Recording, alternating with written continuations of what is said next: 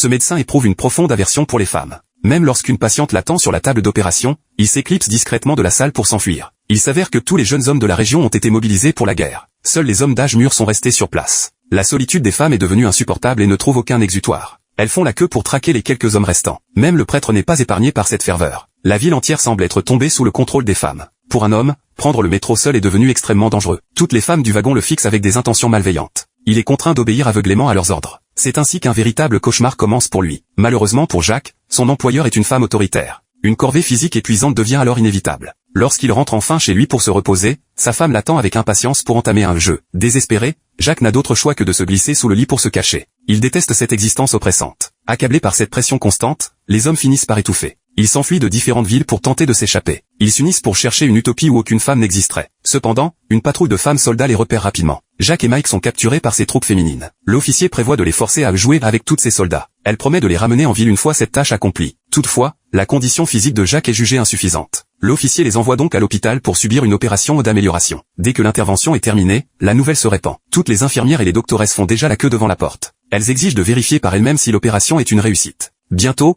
toutes les femmes de la ville apprennent la nouvelle. Elles affluent à l'hôpital pour rendre visite aux deux captifs. Au final, Jacques finit par ne plus pouvoir se tenir debout.